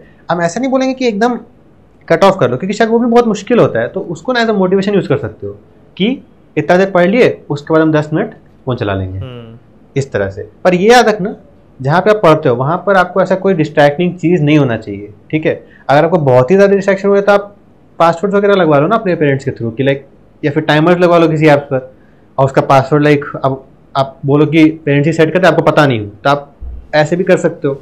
हाँ, पर आई थिंक इतना आपको नहीं, आपको बस ये, आपको ये सोचना है ना कि आप ये क्यों कर रहे हो, मतलब अपने लिए कर रहे हो ना, एग्जाम तो अपने लिए दे रहे हो, एग्जाम में अच्छा मार्क्स आएगा, अच्छा रैंक आएगा, सब खुश होंगे, आप भी बहुत खुश होंगे, तो आपको डिस्ट्रैक्शन थोड़ा दूर रहना पड़ेगा। और इसके बेस्ट तरीका, आप अपना फोन दूर रख दो, जो भी आपको डिस्ट्रैक्टिंग रखती है आप उससे दूर हो जाओ, सिंपल सा तरीका है। आप ऐसा मत सोचो कि नहीं हम साथ में मैनेज कर लेंगे, ये वो, दूर हो जाओ, सिंपल।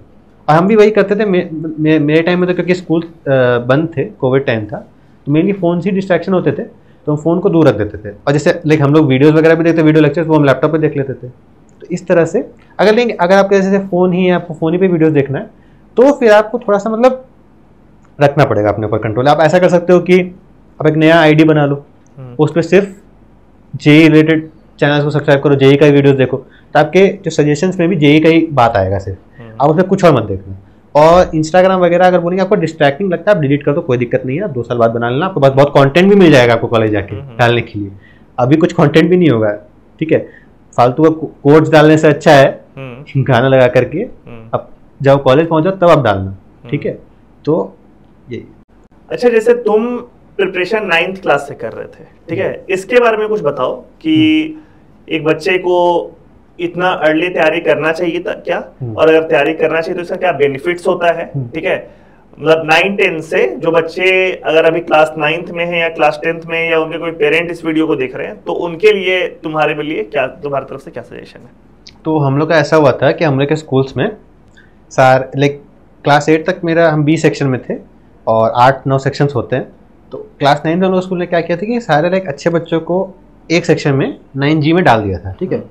तो हम वहाँ गए और हम देख रहे हैं कि कुछ लोग वहाँ पे कोचिंग जाते थे 8 क्लास से ही। तो लाइक अब ऐसा था ना कि देखिए, जैसे 9th और 11th का सिलेबस थोड़ा सिमिलर होता है और 10th और 12th का सिमिलर होता है। तो हम लोग के सेक्शन में लाइक कोई ऐसे फ्री पीरियड वगैरह में कोई 11-12 के टीचर आ जाते थे, वो थोड़ा सा लाइक ट्रिकी क्वेश्चन पूछते थे क्लास 9th लेवल पे ही, पर लाइक कुछ बच्चा लोग उसको बहुत ही अच्छे से आंसर करता था, और इवन कुछ लाइक बॉर्डर लाइन 11 भी टच हो जाता था, वो रियलाइज होता था। लाइक वेक्टर्स का एक बार बात हो गया था क्लास में, ऐसे ट्रिग्नोमेट्री का बात हो गया था, लाइक ऐसा 2-3 बार हो गया ना। तो मेरे को लगा कि यार बहुत ज़्यादा हो गया, ठीक है, अब मेरे को समझ में नहीं आ रहा है सब, ठीक है, बहुत उड़ते मतलब ऐसा लगता है सब उड़ते रहता है बहुत ही लोग। हाँ, अब हमको करना पड़ेगा ये। तो हमको तो लाइक ऐसा अजीब सा मोटिवेशन जैसा कुछ आया था। तो हम उस टाइम घर गए, घर जाके हम अपना आर्य सवाल उठाया अपनी दीदी लोग का, उसमें ट्रिग्नोमेट्री था, उसको खुद से पढ़े, खुद से करे, हमको समझ में भी आया, ऐसा कोई बहुत टफ नहीं लगा हमको उस पॉइंट पर। फिर हमको लगा कि यार इतना उड़ने वाला बात है नहीं। फिर हमको क्या हुआ ना कि हमको फिजिक्स में इंटरेस्ट आ गया। मतलब ऐसा था कि जैसे 9th में ना आपको फिजिक्स क्वेश्चन को थोड़ा टफ करना हो तो वो 11th का लाइक वो टच करने लग जाता है, मतलब क्योंकि कॉमन ही होता है, आपको 11th में वही सारी चीज़ें को डीप में पढ़ना है। कुछ लोग बहुत ऐसे से कर देते थे, हमको वो थोड़ा सा लगता है कि फिजिक्स में वो अच्छा करना, पता नहीं क्यों ऐसा लगा। तो हम फाउंडेशन का बुक्स लाए थे पियर्सन का, तो हम उसमें से सारे चैप्टर्स को पढ़ते थे, हमको बहुत कुछ पता चला, अच्छा वेक्टर्स कुछ होता है, ये होता है, ठीक है। इवन मैथ्स का फाउंडेशन हम करते थे, तो हम लॉगरिथम्स वगैरह 9th में कर लिए थे, क्योंकि हमको दिखता था कि ये देखो यूज़ हो रहा है यहाँ पे बेसिक मैथमेटिक्स में, है ना। तो ट्रिग्नोमेट्री कर ही चुके थे, तो हमको फिजिक्स में एक्चुअली इंटरेस्ट आ गया था, वो ये था। तो हम इसलिए उसको करना शुरू किए थे। ऐसा हम नहीं सोचे थे कि हमको जेई करना है, हमको फिजिक्स में इंटरेस्ट आ रहा था। हमको ऐसा लगता था कि 11th में साइंस तो लेना ही है, पढ़ना तो पड़ेगा ही, अगर इंटरेस्ट आ रहा था क्यों नहीं अभी पढ़े। तो हम इसलिए पढ़ना शुरू किए थे।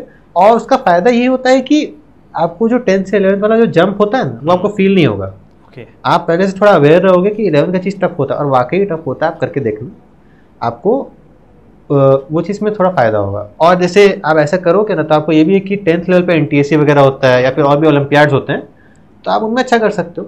तो ओवरऑल पढ़ने का कोई नुकसान नहीं है, अगर आपको इंटरेस्ट आ रहा है तो पढ़ो। हाँ, ऐसा कोई कंपल्शन नहीं है आपको, अदरवाइज कोई 10th के बाद अगर तैयारी शुरू करेगा तो भी कंफर्टेबली कर सकता है। बिल्कुल कर सकता है। आपको ऐसा नहीं सोचना है कि अभी से करने तो नहीं होगा, ऐसा नहीं है। लोग 12th से भी करके निकाल देते हैं, शुरू करके 11th वेस्ट करके 12th से भी करके निकाल देते हैं। हाँ, ऐसे नहीं। लेकिन अगर आपको मजा है तब आप पढ़ेंगे, सिंपल। तुम क्लास 9 से लेकर क्लास 12 तक ब्रदर्स एकेडमी में रहे, 4 साल पूरा, ठीक है। एकेडमी का अपना जर्नी थोड़ा बताओ। तो लाइक शुरू में तुम आए थे तो हम लोग को ऐसा बोला गया था कि लाइक फिजिक्स में हम तुम लोग को IIT का क्वेश्चन भी करवाएंगे और तुम लोग को पता भी नहीं चलेगा। तो हमको काफ़ी लगा था कि चलो अच्छी बात है, ठीक है देखते हैं। तो यहाँ पे एक बहुत ही ये चीज़ था ना कि आप डाउट्स पूछोगे ना, आपको कोई भी टीचर बता सकता है। मतलब ऐसा नहीं जो आपको पढ़ा रहा है आप उनसे डाउट पूछ सकते हो, आप किससे भी पूछ सकते हो। तो वहीं पे अच्छा यही सब जो जैसे बताया कि मेरा 9th का जो था उस टाइम हम ये ट्रिग्नोमेट्री वगैरह पढ़ना शुरू किए थे, वही टाइम पे हम ब्रदर्स अकेडमी आ गए थे। तो उस पॉइंट पर हम टीचर लोग से अपनी बात डिस्कस किए कि हमको पढ़ना है 11th का थोड़ा सा, तो उनसे हम बहुत गाइडेंस लिए थे कि कौन सा बुक करना चाहिए। जैसे 2 बुक चलता है फिजिक्स के लिए, फिजिक्स में काफ़ी इंटरेस्ट था तो 2 बुक चलता है, DC पांडे और सिंगेज। तो हमको ऐसा सिंगेज बहुत अच्छा लग रहा था क्योंकि उसमें ज़्यादा टफ लगा था, ज़्यादा क्वेश्चन थे, वो सिंगेज करते हैं। हाँ, पर हमको सब टाइम सही सजेस्ट किए थे कि उस टाइम DC पांडे करो, क्योंकि सिंगेज जो है थोड़ा सा 9th पे आपको डीमोटिवेशन फील हो सकता है, बीच में आप छोड़ दोगे। DC पांडे बहुत ही ऑर्गेनाइज बुक है, उसमें ग्रेजुअली डिफिकल्टी बढ़ता है। हाँ, हालांकि हम ये नहीं कह रहे सिंगेज बुरा बुक है, पर उसमें आपको थोड़ा सा अगर आप 9 से कर रहे हो और आपको थोड़ा गाइडेंस नहीं है तो आपको डिमोटिवेशन फील हो सकता है। DC पांडे थोड़ा सा वो अच्छा बुक है, वो आपको स्टेप बाय स्टेप उसमें ग्रेजुअली डिफिकल्टी इंक्रीज होता है। तो हम उस तरह से हमको पता चला कि DC पांडे करना है तो हम करना शुरू किए और उसके रेगुलरली डाउट्स वगैरह भी पूछते थे। और टीचर लोग काफ़ी सपोर्टिव रहे, मेरे को इस बात में ऐसे कोई जज नहीं किया गया कि तुम 11th का क्यों अभी से पढ़ा, 9th पे ध्यान दो ना, कुछ नहीं, मतलब बहुत सपोर्टिव थे। हाँ, इवन हम बोलते थे कि लाइक हमको इस चैप्टर का टेस्ट देना है 11th का, हमको क्वेश्चन में बना के सर देते थे, हम अकेले बैठ के अपना टेस्ट देते थे। उस सामने सर लोगों ने बहुत सपोर्ट किया मेरे को, और लाइक हम आज जो भी हैं उसमें बहुत मेजर चंक एकेडमी का है। और बस ऐसे ही जर्नी था, आप टीचर्स को फॉलो करते रहो, आपको पता भी नहीं चलेगा, आप कब करते चलेगा, आपका हो गया सिलेबस पूरा, आपको अच्छा रहेगा जाएगा। आपको बस टीचर्स को फॉलो करना, सिंपल यार, क्यों इतना कॉम्प्लेक्स बनाते हो। जो इंसान एक्सपीरियंस इतने साल से पढ़ा रहे हैं उनका बात सुन लो, कर लो, खत्म। इतना हम लोग सोचते रहते कि यार हम लोग किसी से पूछ ले या फिर कोई बता दो, मतलब गाइडेंस आप टीचर से बोल। आप बिलीव करो, आपको लगता होगा कि लाइक आप नहीं पूछ सकते हो, पर आप पूछो, आपको जवाब मिलेगा और आप वो अच्छा से बताएंगे, आपको बेस्ट गाइडेंस होगा आपके लिए, क्योंकि लाइक हर किसी के लिए सेम गाइडेंस भी काम नहीं करता है। आपके लिए जो बेस्ट होगा वो टीचर्स आपको बताएंगे, आपको बस उनका बात फॉलो करना है। हाँ, तो ये ब्रदर्स अकेडमी में काफ़ी अच्छा था कि टीचर्स बहुत सपोर्टिव थे। और तो और रेगुलर बेसिस पे हम लोग का टेस्ट होता था, ये और टेस्ट का सॉल्यूशन वगैरह मिलता था, इसका डिस्कशन सेशंस होता था, ओलंपियाड स्पेसिफिक क्लासेस भी होती थी।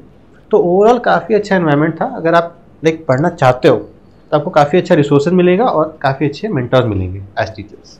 देखो ऐसे तुम्हारा रैंक तो लाजवाब है, ठीक है, 57 IIT में, 98.8 बोर्ड एग्जामिनेशन में, तो मेरे को लगता नहीं कि बहुत ज़्यादा मिस्टेक का जगह होगा। बट ऐसा बोलते हैं ना, परफेक्शन एक मिथ होता है, किसी का भी जर्नी परफेक्ट नहीं होता है। तो तुम्हारे जर्नी में भी इम्परफेक्शंस होगा, तुम्हारे जर्नी में भी कुछ ऐसा जगह होगा जहां पे तुमको लग रहा हो कि इसको और बेहतर हम कर सकते थे। वैसा कुछ मिस्टेक्स बताओ अपने प्रिपरेशन का। तो मेन ये कि हम जैसे 9th से पढ़ रहे थे तो हम सुने में तो थे कि लाइक रिवीजन का बहुत इंपॉर्टेंस होता है, पर स्टिल हम इसको थोड़ा लाइटली लिए। हम 11th क्लास बिता लिए, फिर रिवाइज ज़्यादा नहीं करते थे। इस बात का हमको रिलेशन तब हुआ जब 12th में हम लोग का टेस्ट हुआ केमिकल काइनेटिक्स का, जो कि हम लोग को 11th में पढ़ा दिया गया था और उसमें हमको नेगेटिव में मार्क्स आया था। तो उस बात का वो रिलेशन हुआ कि थोड़ा पीछे का टॉपिक्स गड़बड़ा रहा है। हमको उस पॉइंट में रियलाइज था कि नहीं, रिवीजन बहुत इंपॉर्टेंट है, इनफैक्ट ज़्यादा इंपॉर्टेंट आप जितना पढ़ सकते हो। क्यों? क्योंकि आप पढ़ बहुत कुछ लोगे, आप जितना रिटेन कर पाते हो वही उस दिन प्रोड्यूस कर पाओगे ना एग्जाम में। और इवन उस दिन तो प्रेशर अलग रहता है, आपको जो हटा हुआ टॉपिक रहता है वो आप भूल सकते हो। तो ऐसा तो आप एक्सपेक्ट मत करना कि आप एक बार पढ़े हुए कोई चीज़ को आपको याद रहेगा। आपको रिवीजन में बहुत ध्यान देना है, ठीक है। तो वही मेरा गलती था। 12th में हमको काफ़ी फिर मेहनत करना पड़ा 11th के टॉपिक्स को वापस से सही करने में। हाँ, ये एक मेरा मिस्टेक था कि हम रिवीजन पे थोड़ा शुरू से ध्यान नहीं दिए थे। एंड में हमको समझ में आ गया था कि करना है रिवीजन, तो हम उसको सही कर लिए थे। तो आपको नंबर 1 रिवीजन बहुत अच्छे से करना है, और दूसरा लाइक हम लोग का थोड़ा स्कूल में आप ना जो डीमोटिवेटिंग लोग होते हैं आप उससे दूर रहो। लाइक ये एग्ज़ाम में जो लोग बैठ रहे हैं, लोग बहुत मेहनत कर रहे हैं, ठीक है। लोग अपना लाइक 9-10 घंटे 11 घंटे लोग पढ़ते हैं, ठीक है। अगर कोई आपको ये कह रहा है कि तुम ज़्यादा पढ़ रहे हो, लाइक उस चीज़ के लिए आपको मॉक कर रहा है कोई आपका स्कूल फ्रेंड, आप ये जानना कि उसको खुद आइडिया नहीं होगा कि IIT कितना टफ है, तभी वो आपको मॉक कर रहा है। नहीं तो जिनको आइडिया है वो कभी आपको इसके लिए बोलेंगे नहीं कि आप ज़्यादा पढ़ रहे हो। अगर कोई आपको ऐसा बोल रहा है, आप उससे दूरी बना लो प्लीज़, इससे, क्योंकि आपको लगता है बहुत छोटी चीज़ है, पर इससे आपका थोड़ा मेंटल स्टेट खराब हो सकता है और आप थोड़ा डिमोटिवेट फील कर सकते हो। आप अपना टाइम वेस्ट कर सकते हो उस पॉइंट पे। हाँ, ऐसा मेरे साथ भी थोड़ा बहुत हुआ था, तो लाइक थोड़ा ड्रामा हो गया था लाइफ में, तो बस वो सब आप दूर रहो। क्या ड्रामा हुआ था? मतलब थोड़ा इन्वॉल्व हो गए थे लोग, ऐसे थोड़ा चिड़ा उड़ा देता था, तो हमको थोड़ा बुरा लग जाता था। पर हमको जैसे मेरे को याद है कि जिस समय तुम सेमिनार में थे, तुम इस बात को थोड़ा ओपनली बोल रहे थे उस समय कि जो भी बुलिंग वाला बात है या मॉकिंग वाला बात है, थोड़ा उसको प्रॉपरली समझाओ ना, क्या हुआ और कैसे तुम उसको हैंडल किए। चाहे मतलब एक ऐसा हो सकता है तनिष कि एग्जैक्टली तुम्हारा वाला सिचुएशन और भी दूसरे बच्चे का हो। हम लोग का पॉडकास्ट का एक्चुअली एम यही है कि अगर कोई बच्चा उस चीज को फेस कर रहा है तो उसको एक कॉन्क्रीट सॉल्यूशन मिले, ठीक है। तो उसको प्रॉपरली एक्सप्लेन करो इफ यू आर कंफर्टेबल कि क्या एक एक्चुअली इंसिडेंट था, क्या तुम्हारा एक्चुअल फीलिंग था और किस तरीके से उसको हैंडल करना चाहिए। तो सिंपल सही था कि लाइक थोड़ा सा दोस्त लोग मेरे मजाक उड़ाते थे कि हम थोड़ा ज्यादा पढ़ते हैं, सिंपल बस इसी बात में मजाक उड़ता था। हाँ, कि यार तुमसे ज्यादा पढ़ते हो, नोच करते नहीं हो, ये वो एक्सेट्रा एक्सेट्रा। तो लाइक हम इसलिए पढ़ते, तुम मौज मस्ती नहीं करते हाँ, हो, तुम बाकी सब चीजों में इन्वॉल्व नहीं हो, तुम किताबी कीड़ा बन गए हो, बुक वॉर्म हो और पढ़ाकू है ये लड़का, इस टाइप का तुम्हारा इमेज तुम्हारा क्रिएट किया गया था। ठीक, हाँ कंटिन्यू। तो हम ये बोलना चाहेंगे पढ़ते ज्यादा इसलिए थे क्योंकि IIT डिमांड करता है उतना। हाँ, आप देखो ना 12 लाख लोग अप्लाई करे, सीट्स कितने हैं? 17,000 जनरल। डिमांड करता है IIT उतना पढ़ना, इससे ज्यादा पढ़ते थे। और सिंपल सा बात है, जो आपको मौज मस्ती का बात कर रहे हो, आप कॉलेज जाके बहुत कर सकते हो। इवन IIT में ना आपको मौज मस्ती करने का ज्यादा अपॉर्चुनिटीज मिलेगा। आप अच्छा, ऊपर से एक तो ये रहेगा ना कि कोई आपको कुछ बोल नहीं सकता है क्योंकि आप IIT पहुंच गए हो। आपको फिर उस टाइम जो मस्ती करना है, जितने अच्छे से करना है करो। इसलिए बोलेंगे कि लाइक वो बस इसी बात पे था थोड़ा सा। मेरे को ऑब्वियसली आपको लग रहा है बहुत छोटा बात होगा, पर लाइक थोड़ा आपको कॉन्स्टेंटली बोला जाता है वो चीज़, तो आपको थोड़ा बुरा लगने लगता है। ये बात मेरे को रियलाइज़ हुआ था, थोड़ा टाइम मेरा उसमें चला गया था, फिर हमको समझ में आ गया कि नहीं गलत हो रहा है, तो उससे हम निकले और बस फिर जो होना था वो rest is history. Thank you so much Tanish, this was nice session. और बहुत सारा चीज तुम शेयर किए, IIT के बारे में बहुत कुछ शेयर किए, तुम अपनी प्रिपरेशन जर्नी के बारे में बहुत कुछ बताए, ठीक है। आई एम श्योर जो बच्चा भी इस पूरे पॉडकास्ट को देखा होगा, हाईली मोटिवेटिंग पॉडकास्ट, ठीक है। अपना पूरा जर्नी स्टार्टिंग फ्रॉम क्लास 9, जो भी चैलेंजेस तुम फेस किए वो, और फिर अभी IIT में जाकर के क्या क्या चीज अचीव कर रहे हो, क्या क्या वहां पे तुमको मिल रहा है, ये काफी इंस्पायरिंग है। On behalf of brothers academy हम लोग विश करते हैं कि आगे चल के तुमको और भी बहुत सारा सक्सेस मिले लाइफ में। वैसे भी तुम सबसे ब्राइट कॉलेज में हो पूरे देश के, और ब्राइटेस्ट ब्रांच में हो, computer science from IIT Bombay, और वहां पे तुमको next year after 3rd year बहुत ही अच्छा प्लेसमेंट हो तुम्हारा, ठीक है। After your placement will meet again. इस पॉडकास्ट में हम लोग और बात करेंगे, तुम्हारा प्लेसमेंट जर्नी के बारे में बात करेंगे, और बहुत इंस्पायरिंग रहेगा बच्चों के लिए। Thank you so much. Thank you sir, हमको भी बहुत अच्छा लगा बात करके, अपनी जर्नी को शेयर करके।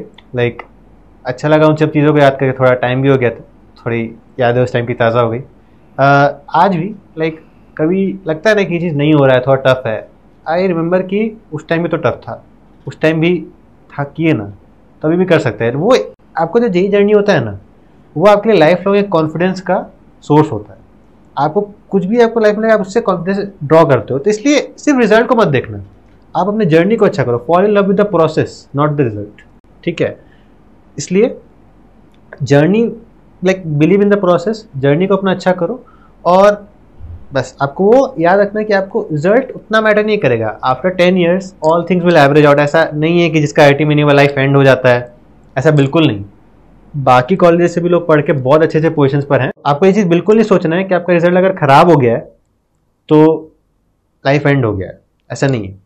आपको फिर अगर या तो आपको ड्रॉप लेना है तो आप उसका विचार करिए, अगर आपको नहीं लेना है तो आप ये मन में मत रखना कि यार ये कॉलेज IIT नहीं है, या फिर हम जो सोचे थे वो नहीं है। ये बैकअप तुम्हारे मत रखना। उसके बाद just focus on life ahead, और आगे आपके क्या क्या चैलेंज है आप उनको अच्छे से डील करो, ठीक है। बस थैंक यू।